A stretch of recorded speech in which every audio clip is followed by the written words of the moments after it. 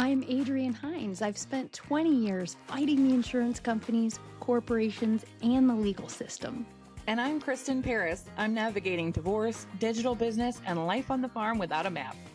Here, we are stripping away the polite conversation. We're talking about the money, The mess. and the legal traps trying to ruin your life. Welcome to Season 3 of High Heels and Hay Bales.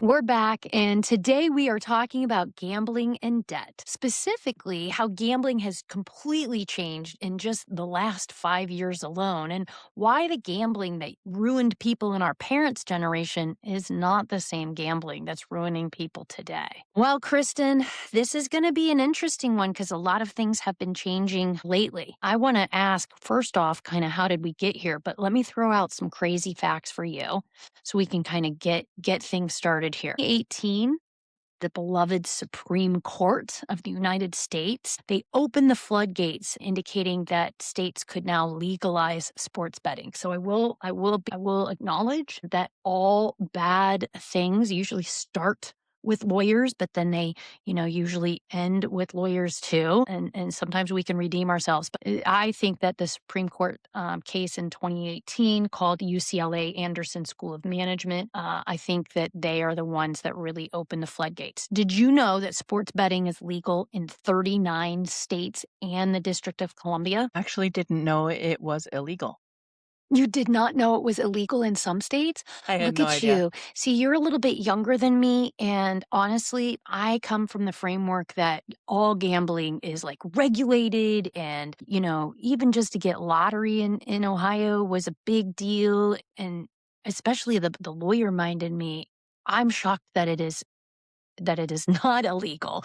But well, interesting. It's legal in 39 states, not legal in all of them. But did you know that last year alone, Americans bet over $150 billion just on sports? Just last year alone. That's just sports. That's not even talking about anything else crazy, right? I know that you and I are women, and let's be honest. I mean, as a sports person, but I am not a sports person the way my husband is a sports person.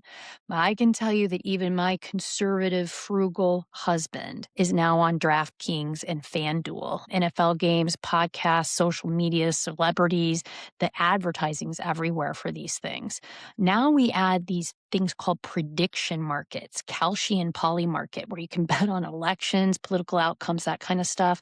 So the line between entertainment, investing, and gambling has never been blurrier. I've picked up some crazy things.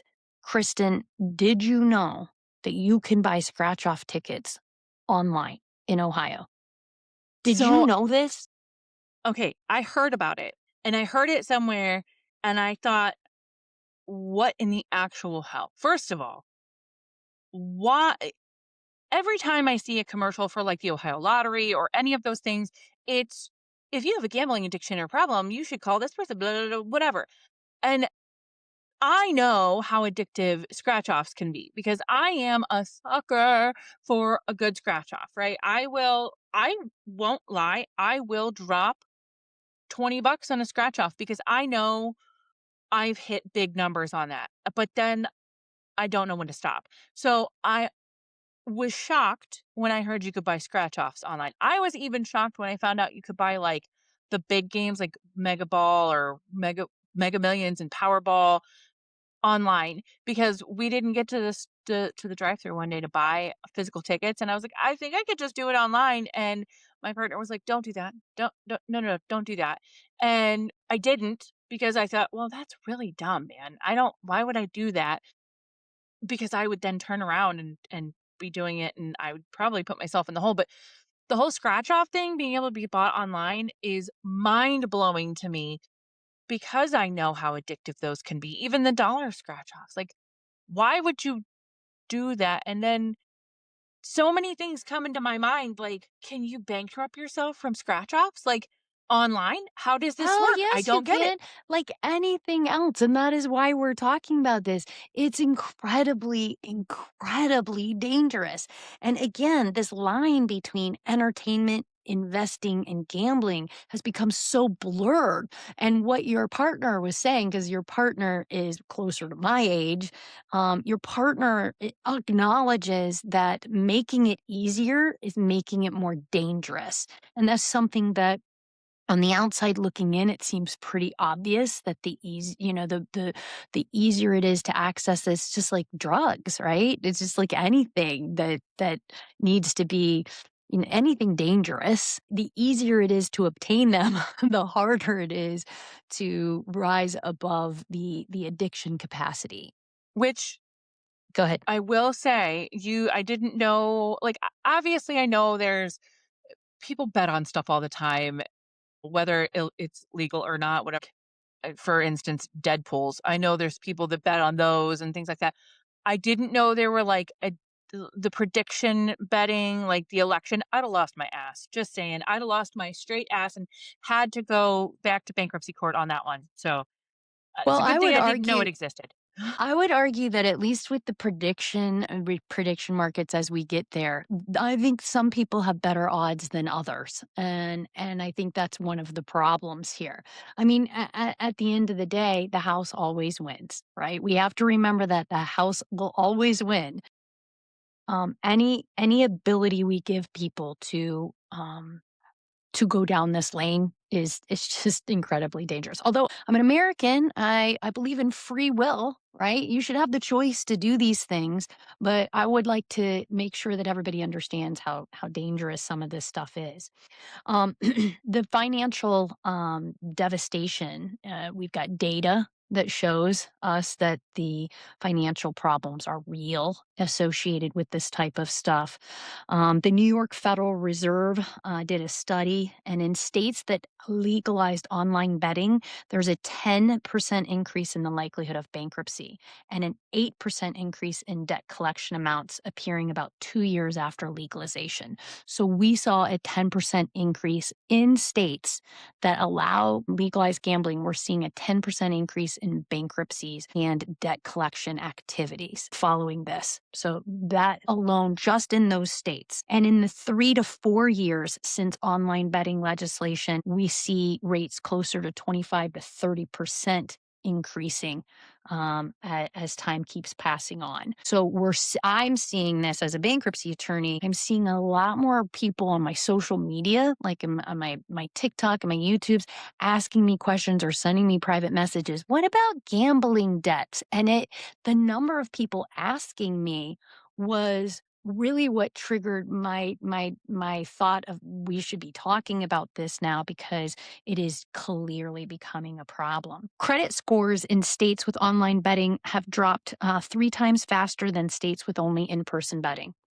Wow. The real data. 1 in 4 sports bettors have missed a bill payment because of a bet that they've made. That's rent, utilities, or groceries. That's 25% of people who are engaging in sports betting, just sports betting. That's what we're talking about right here. Sports bettors, 1 in 4. 30% of sports bettors say they have debts associated with gambling. 15% have taken out a personal loan to fund their wagers. 12% have used payday loans. Could you imagine using a payday loan to bankroll this?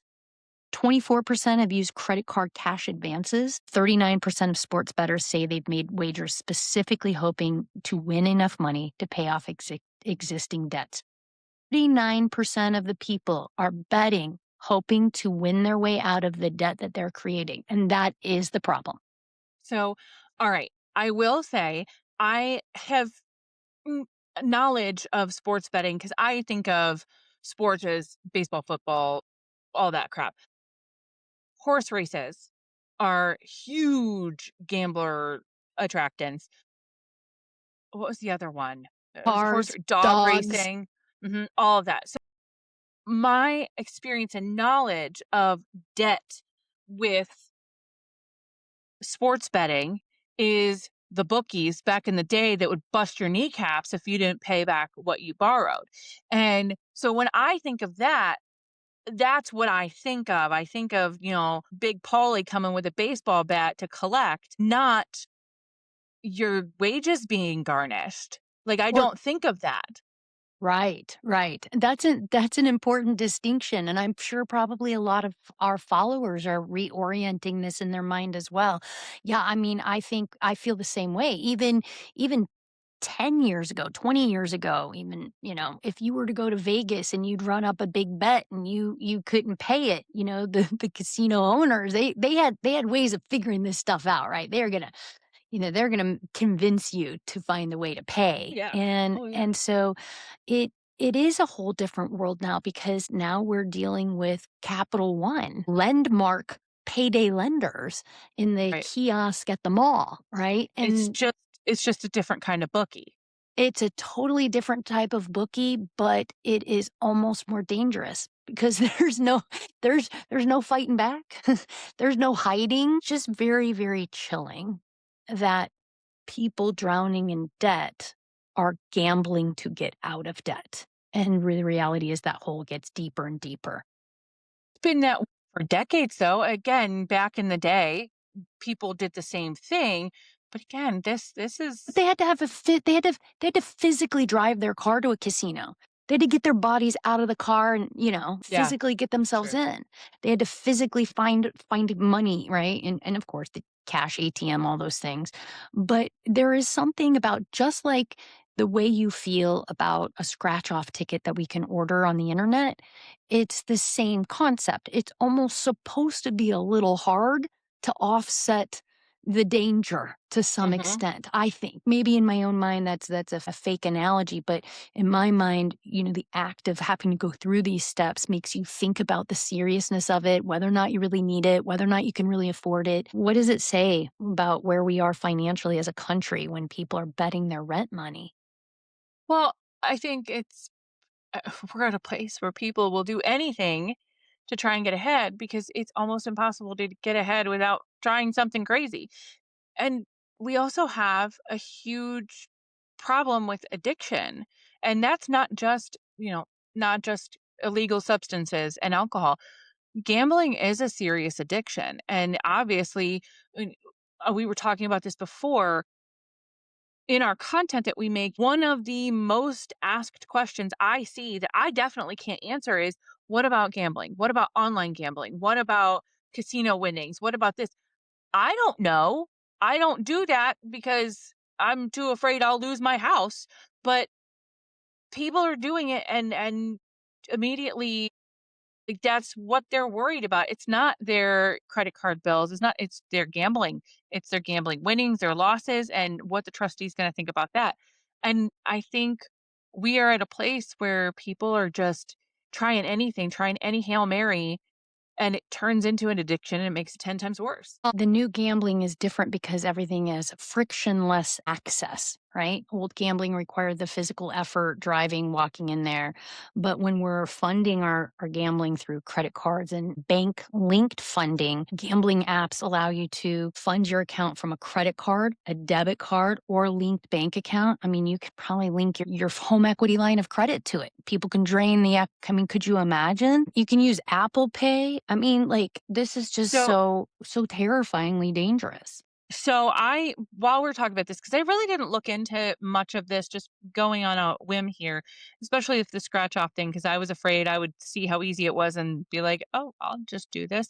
And I looked it up for the state of Ohio, and one of the $5 lottery tickets you can buy and scratch now is Plinko. I freaking love Plinko, man. Price is right. That'll sucker me in any day of the week. And so I decided see how this works. Obviously, you have to log in, you have to be 18 year old or to play. It gives the warning if you or someone you know has a gambling problem, here are the resources. And then we accept Apple Pay, Visa, MasterCard, PayPal, Discover, and Venmo. Everybody uses at least one of those. And uh, it's shocking to me how easy it is because I could have just bought scratch off cards and scratched while we were sitting right here. While we're talking and done it. Well, I actually did a little research, and that's not how it would work. It's kind Really? of like Instacart.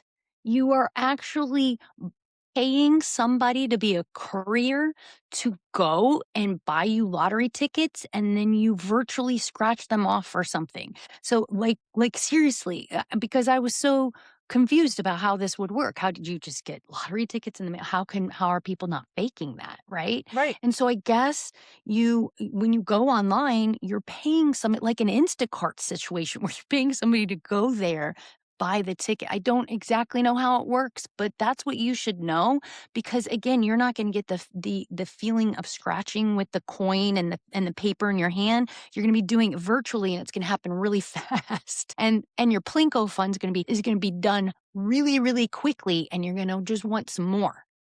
Again, I would like to very much commend your partner for putting up those guardrails. You need guardrails, my friend. But here's what I will put a human face on some of this data for us because ironically, it's not women who are actually the biggest demographic who's dealing with this. Young men. This appears to be a pretty deep crisis amongst young men. 39% of men ages 18 to 49 are using sports gambling apps. Young men in low income areas see 2 times the average increase in bankruptcy rates. And the addiction, there's an addiction psychiatrist that I did a little bit of research on, and his name is Christopher Welsh. He's an addiction psychiatrist at the University of Maryland. And what he said is that this really is not like any other forms of gambling. He said they're still getting calls about casino gambling, but it's almost all online sports betting now. And we have casinos. You've got one in Cleveland near you. I've got one in Toledo near me. Ohio has in-state gambling casinos.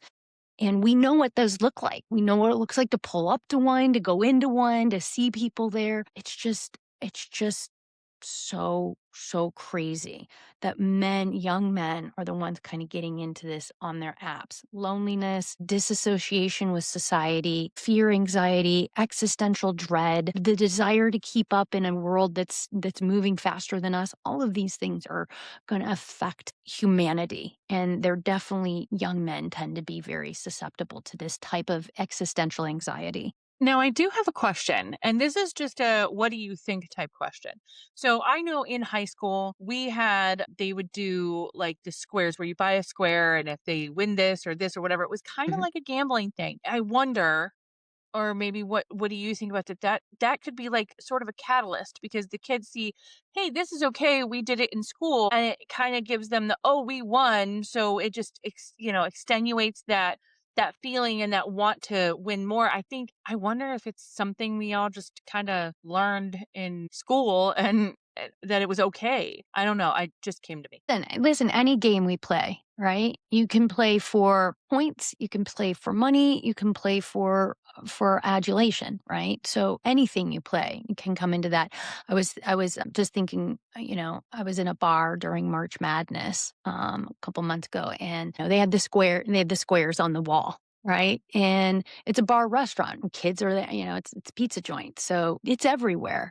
I will tell you that there used to be very specific laws. Like we had a friend who worked for the Attorney General's office in Ohio and he worked in the liquor control department. And we all went to a bar one night and in the bartender had a big gumball machine. You put your quarter in it and you twist it and you bet on the color of the ball that comes out. And it's totally illegal. You can't do that. There's things you can do where liquor is involved and there's things you cannot do. And I learned that that was one thing you cannot do. So gambling around alcohol too has different rules. So we're bypassing some of those now because, nobody's monitoring your alcohol intake when you're at home and there's no outside forces to stop you. I think that's the part that's concerning. Women are getting into it too. I mean, the lonely housewife at the slot machine's really been placed by the woman on her phone at 11 p.m.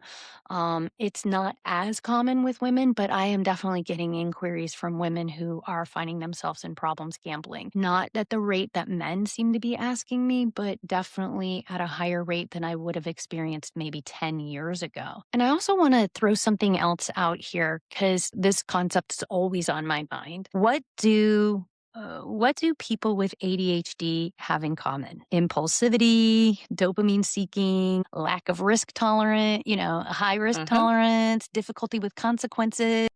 I have personal credibility here. I know you do. Mhm. And as a society, I start to look at ADHD or neurodivergence in a lot of different ways, and this is something that's glaringly obvious, right? Absolutely.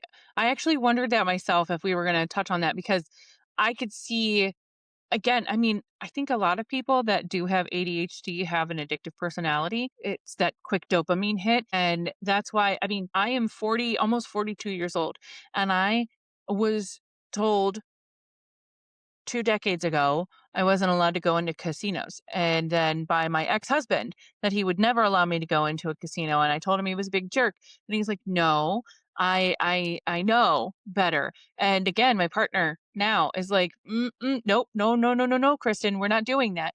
Because the ADHD dopamine hit is a real thing, It and I is. think that is something that truly could and I mean, there are people, I hate to say it, like, what was that in The Hangover where the guy was able to count cards and whatever? Yeah, I yeah, mean, I yeah. know Yeah. I think about that, but I mean, there are people that are so well versed in this that like my brother actually has a radio show for he's a new sports guy. I shouldn't say this because I'll probably get in trouble, but I know he does draft stuff or whatever. But I think people think they can outsmart the people that are experts Yeah. and or use their knowledge to get themselves ahead. Like I think there's so it's that chasing the dopamine hit for sure, but that's also a gambling thing. I mean, not just ADHD, but I think it all does run together. And I think you hit the nail on the head with that one. Another statistic that I think none of us really think about, and I've been on this topic a little bit in my content lately. Did you know that a University of Oregon study found that unexpected sports losses led to a 10% increase in intimate partner violence. I mean, I shouldn't be I'm surprised. not surprised. I mean, when I read it, I was like, wow. But now that I see it, I'm like, well, that makes sense actually. That's terrifying. Yeah, it's Why do you think people would hide gambling? Because we see a lot of people, the shame factor, they're hiding their addiction from their spouse and all that stuff. Why do you think people hide it so long? What do you think drives the shame here? well, the idea that you can win the money back, that you just one more go, one more bet, one more this, one more that, and you can get your money back. It's just one move away. Or again, like you said, the shame. You don't want to tell your husband or wife that your bank account's empty and you can't make the mortgage payment and you guys are going to lose your house because you spent all night 2 months ago online sports betting and you lost your ass. I mean, I think that's a big part of it is the fear of being found out or that I'm not smart enough or not strong enough or I wasn't able to resist. I wasn't good enough at it. And I think that emasculates some men. I hate saying that, but that macho man kind of thing. But also, I mean, people figuring they can get out of it one way or another Yeah. and not have to confess that they did something not so great.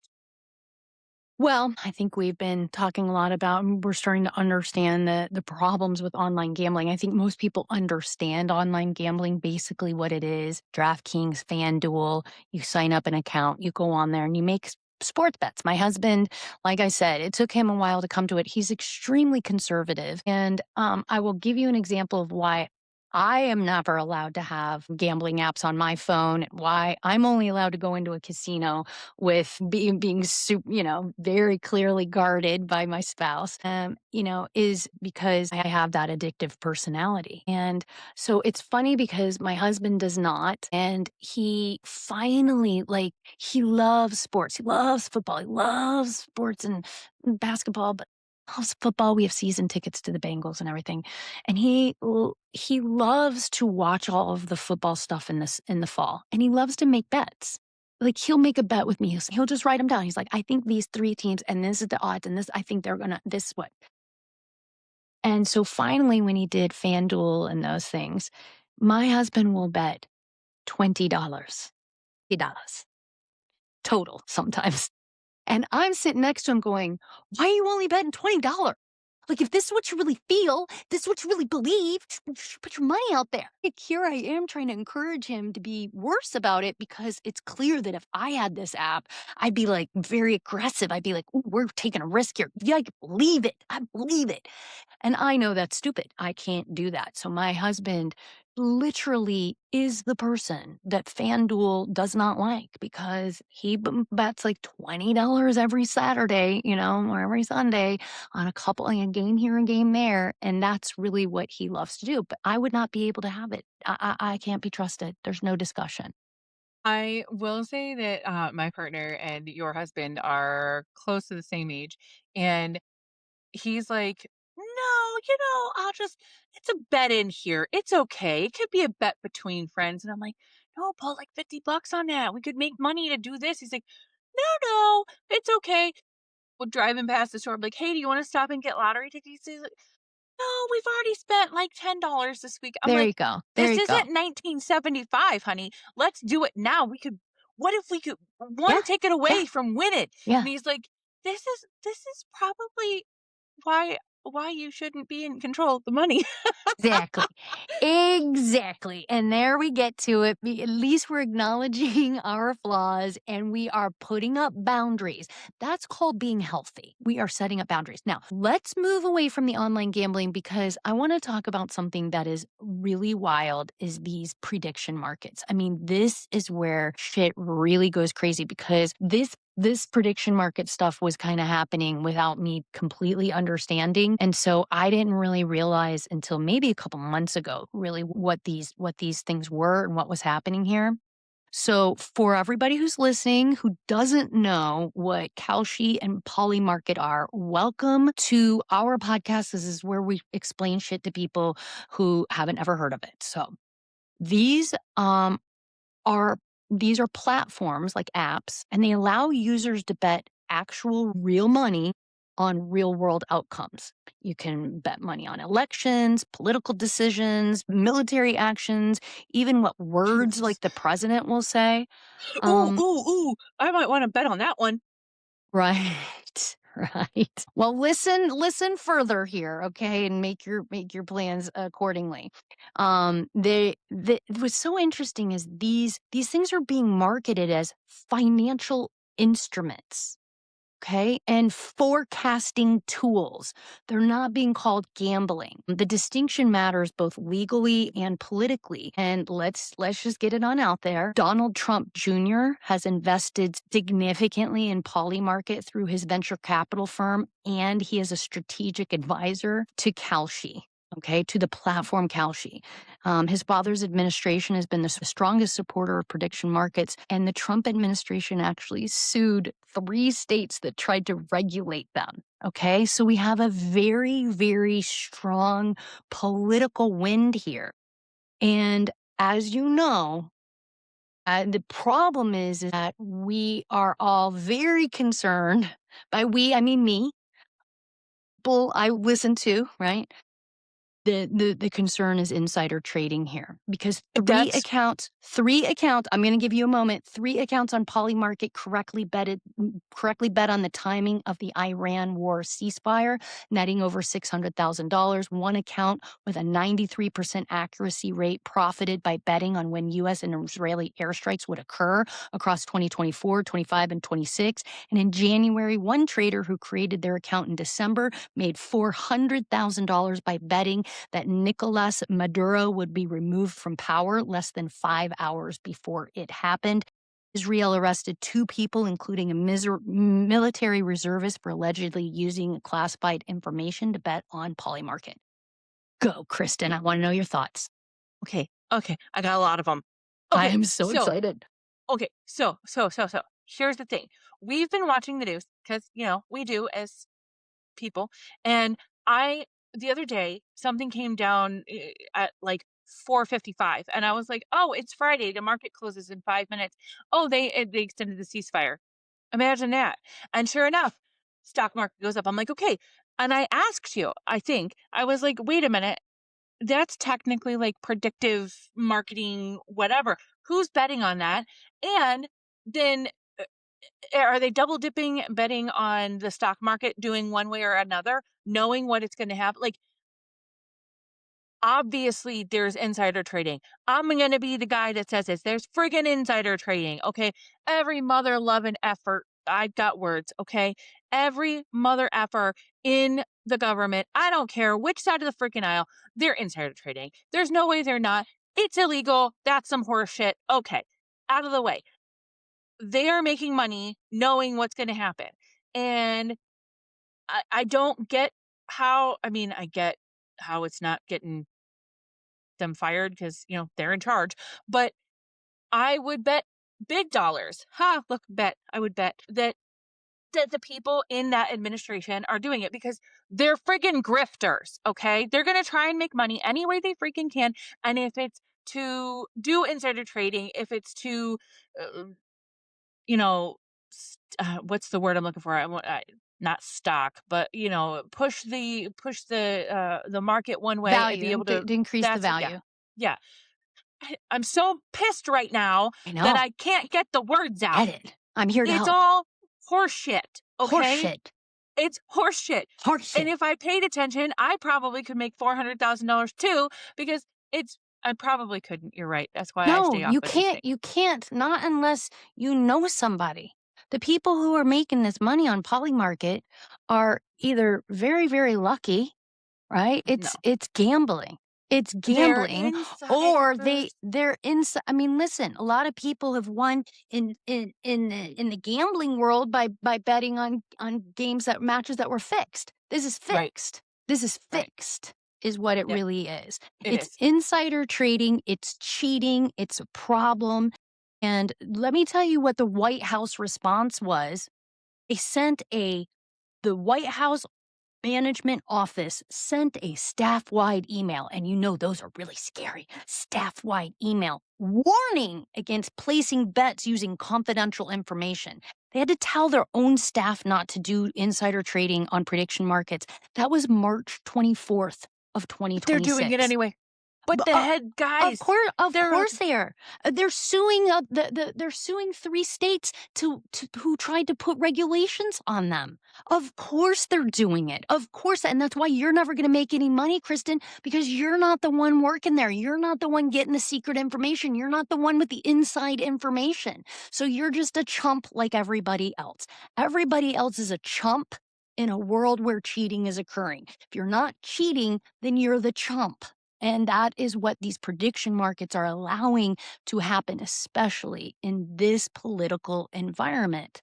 And so we have a clear problem on one side with the online gambling, with the debts, with the problems, with the higher rates of domestic violence, with the higher rates of bankruptcy, higher rates of collection, higher rates of misery. And now we're pushing it over into a space that didn't even exist 5 years ago. I mean, people are betting on you can make a bet on these things as stupid as, what day will a leaf come out on a plant or something. I mean, you can do such stupid things here, and it's supposed to be an odds, right? But it's gambling. It ain't no different than dice or cards or anything else. It is not a financial tool. It is not a way to get out of debt. The only thing it will do is get you into debt. That's it. That's the only thing it will do. It will never, ever make you rich unless you're cheating. And if you are not personally friends with the Trumps, you cannot win this game right now. That is how it works. So do not get into it, my friend. Just don't go into it. I don't want you no, in no, it. no, no. I don't I'm want you in too it. lazy, but also poor because, the administration, never mind. I'll shut my mouth. I'll be quiet. I'll be quiet right now. It's I don't want to be quiet. Anyway, they're making it too expensive and yep. Okay. So what do we do? I mean, obviously we can't really stop the predictive market at the top until we overthrow the entire government or something. I don't know. At this point, I'm willing to try anything. But how is there a way out of this? Is there a way to fix this, or is this going to just keep getting worse? I mean, people are asking all the time on social media, does bankruptcy take care of gambling debts? What do I do here? What do I do that? Again, You don't want Big Polly coming with the baseball bat to get your knees. That's You right. don't want Capital One to come and Take your sue home, you and garnish your take you home. wages, kick you out of your house, and your family's on Exactly. the streets. Yeah. At Well, this point, federal I'd pretty much rather Big Polly come at me with, take one of my fingers. It's cool, dude. no, not if Big Polly is being run by Trump Jr. I mean, like, I don't know, right? I don't know what's going on Well, there. I will tell you that the Southern District of New York, the most powerful U.S. attorney's office in the country, they recently met with Polymarket to discuss whether existing insider trading laws apply to these platforms. Criminal investigation is now being opened by the SDNY. Thankfully, we've got somebody who's trying to look at something here. I will tell you too that we're up against, we're swimming upstream on this one because Kalshi and Polymarket spent nearly $1 million combined on federal lobbying in 2025 alone. And listen, if you're spending $1 million to lobby in 2025, when Trump had, when you have the House, the Congress, you have the Senate, and you have the Supreme Court. The fact that you're still spending $1 million, that's notable. That's relevant. And like I said, the administration's actively protecting them right now, so that's a little bit different. So imagine if the government was about to announce a major tariff decision tomorrow. Somebody could go to Polymarket and bet that it would happen, and they would make a fortune off of existing, right? Mhm. The people who are writing the rules are the ones who are profiting from it. And that's just very true right now. No matter what your political thoughts are, I'm not trying to be cautious here. This is just very clearly an issue. And it's dangerous. We already know what's happening in the stock market. Nobody's being held accountable for what they're doing, or nobody's I mean, Trump is making these people are making a lot of money off of this grift. And this I see as really something that they've let get out of control. And it's I don't do you think it's a new problem, or do you think it's an No, old problem with a new I think wrapper? I think it's an old problem with a new rapper because I remember years ago and throughout the years, and it didn't matter which side of the aisle, although whoever was in power was going after the other side multiple times and it went back and forth. Insider trading within, you know, I always fuck this up. Congress, Senate, House, whatever. You know what I mean. Within the two branches, I can never keep them straight, man. 42 years Congress old. and I can't House are figure the this. same thing. It's Thank you. president, Congress, Senate, Thank you. and then you've got the courts. So it's the executive, which is the president, though. You've got the okay. Branches, I just don't Okay. remember because they have multiple names and it screws with I my head know, and I that's don't not like fair. it. I agree. I'm very Thank proud you. of you. Okay. You know a lot more than the average person does. You should be proud of yourself. I studied this shit. You would think I would know. Anyway, so in those two groups of people in the government, they would go after people. They were like, listen, this person is insider trading. This person, and they would have investigations and things. That's not happening anymore because everybody's doing it. And then the people that aren't are like, hey, that's not fair. And they get shut up real quick. And the lobbying is out of control. And people are like, we can make more money than just the whatever we make a year off the government. Like there's been marked notable proof of insider trading. And again, that's not just this administration. This is previous administrations, and I don't get how they're not getting in trouble for it because if you or I did it, you know, friggin' Martha Stewart I went to was prison just for gonna it, say Martha Stewart. I was just gonna say Martha Stewart had to go to prison for it. How's come right? these yo-yos aren't going to prison for any of this? They're not because they're in charge. And I mean, Mhm. that's just the way that it is. They're not because they're in charge. At least we are recognizing the problem, and we're cataloging the things that hopefully, we'll address at another time. And when America is ready to kind of buckle down and deal with the problems that we've got, and where we've gotten ourselves. So let me kind of bring this full circle for everybody. I'm a bankruptcy lawyer. The reason that we're talking about this is because I'm getting so many inquiries on my social medias. My own clients are coming to me with gambling debt debts. And the fact that people are gambling to get out of debt just is absolutely ludicrous to me, because the easiest way to do that is to file a bankruptcy. Every single person who says they can't afford to file a bankruptcy, right? You can't afford to keep doing what you're doing. And I've often described, let's pretend you have $40,000 in debt, in credit card debt from gambling. Okay, let's just pretend that for a moment. It's so much easier to pay money for bankruptcy, a clear sum amount, right? $2,000, $2,500 to file bankruptcy and get rid of it. That's oftentimes how I describe bankruptcy. It's like going to a casino with only $2,500 in your hand, but you have to win enough to pay off all your debt. That is not the way to do it walking into the casino. Finding the safe legal solution that actually gets you out of this problem is the solution. The odds that you're going to get out of your debt by gambling your way out are less than 1%. And the odds of dying from many, many millions of different ways that you wouldn't expect are all higher than that. So you cannot make your life on this. Can I tell you that I think a lot of the reason that people choose to try and get themselves out of the situation, and this doesn't go just for gambling, this is everything. They don't want other people, and by other people, I mean they don't want the courts to know. They don't want, they feel worried and enough and ashamed enough thinking what they've done so far it could be considered illegal because it feels illegal. And a lot of people, I think, because I mean, when I went through my bankruptcy, I was terrified because I'm like, what if what I did was illegal and I don't know it? Logically, I know what I did wasn't illegal, but still in the back of my mind, I'm like, what if I do something wrong? What if I write something wrong or say something wrong and they dive into something and they find something like a big skeleton in my closet that I didn't even know I put there. I think that is a big problem, especially with a gambling situation. They don't want to admit the problem is worse than what it is. And again, that dopamine hit of taking that $2,500 to a casino or to Funkmart or whatever the hell that app is called. See, I don't even remember what it is. I put it out of my Polymarket. head, so that's the one. I don't want to know that taking that you get a dopamine hit and the possibility of being able to wipe everything out. And then you don't have the $2,500 to spend to take care of your debts. And I think a lot of it is just that emotional mindset. And that's what stops people from even calling an attorney and saying, hey, I fucked up. Can you help me? What Yeah. do I do?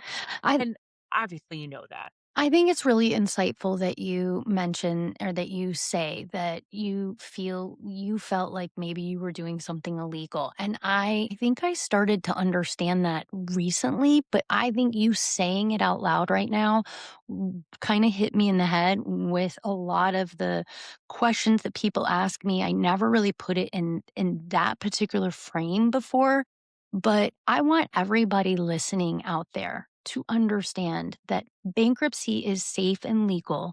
It is not illegal to have debt. It is not illegal to have credit card debt. What is a problem is if you say, I have $40,000 in medical bills and I don't have $40,000 to pay those. So I am going to lie.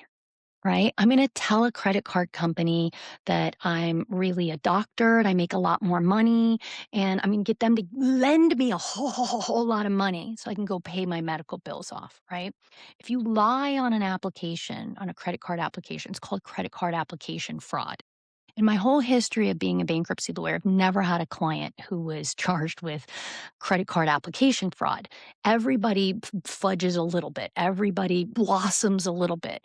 But outside of that, using your credit cards because you've lost your job to pay for food and rent and utilities, there's nothing illegal about that. That's what the credit card companies are hoping that you do. They are there for you in that moment because they want to trap you at your darkest time.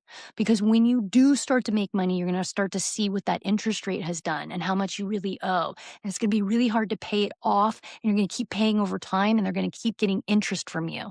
And so you have to understand that if you have been lying, cheating, or stealing, right? Lying, cheating, and stealing, you should be honest with your lawyer about that. But as a bankruptcy attorney, you should not be afraid of talking to a bankruptcy lawyer to figure out what's going on because this is your safe space. Even if you have done something illegal, I'd be like, well, that's illegal. We need to talk about that. Like, let's like, let's, let's reframe this. That is my job. And so I don't ever want the first line in my book, Kristen, is shame lives in darkness. And this is just another example. When we don't lift up our heads and look around and ask for help and say, I'm confused. I don't know what to do here. I find myself in fucking debt and I don't know how to get out of it. We don't ask. We don't look, we don't lift our heads up and look around. We don't turn the light on. We turn inwards and we keep getting smaller and darker and we do the things that are right here. The only things that start to make sense to I really believe, I hope that people listening today understand that gambling, this is very, very, very dangerous. These predictive markets aren't fair. You're playing in a pool of people that have tremendous advantages over you. You're doing that in the prediction markets. You're doing that with credit card companies. You're dealing with that in the financial industry. Everybody has a bit more sophistication than you. They all have more sophistication than me, and I'm a bankruptcy lawyer. You have to see where you fit into this. We use bankruptcy for gambling every single day of the week. We can get rid of debt, but the addiction doesn't go away. In my practice, I require somebody to be in treatment and have a last gambling date so that I can prove to the court that this is real, that this person isn't just going to go run up these debts again. There's an element of that in bankruptcy, but if you are listening to this podcast and you are in debt and you've been using credit cards, you've been gambling, you've been doing things you think you should not be doing, stop right there and go talk to a bankruptcy lawyer. They have to keep your information confidential, but they're the light. They're the light in this terrible box you find yourself in. And you just need a little bit of light to see a different perspective. Exactly. Exactly. Well, we've legalized, normalized, digitized, and now politically protected addiction. The people who are profiting, those sports books, the prediction market platforms, politicians, they're operating legally. And the people who are losing are regular, ordinary Americans who were told this is entertainment. I want to close out this episode by reminding everybody that the National Council on Problem Gambling, they have an 800 number. It's 1-800-522-4700. gamblersanonymous.org. And I just want to make sure everybody is aware that the combination of financial and addiction treatment is really essential when we're dealing with gambling. That's the final here is that it's pretty much all legal right now. It's incredibly dangerous. The prediction markets are one-sided. Gambling is always one-sided. The house always wins. If you don't, the house always wins. That's the concept, right? That's the point. Yep. There's no navigating. There's no faking your way out of this. You can't lie to yourself. You're gambling. Right. And you should fix it. It's the Wild West out there with online gambling. And just if you get yourself in a position, don't think you can save yourself, call a bankruptcy attorney or that number that Adrienne just gave because it's not worth it. It's not worth it. And take your cues from Kristen's ex-husband and her partner, who are both very different, wildly different people, but I give them both credit. Jeremy, that's right. I'm giving you a little bit of credit in this one. And Bob, of course, I'm giving you credit too, because they recognized who Kristen is and they were both able to figure out that gambling apps are not safe for her. Who's in your world telling you? Who's deleting those apps for you? Who's got your back, right? Sit down and talk to your family. Really. There's nothing wrong with putting up guardrails for yourself. And Kristen has shown us how necessary they are and how easy they are to put up. So take your cues from Kristen and put those guardrails up. And we will see you back next week. We hope you feel a little smarter and a little less alone than you did just 40 minutes ago. If you learned something, leave us a review or share this with a friend who needs the truth. Don't sign anything until you read the fine print. And watch where you stop. See you next week.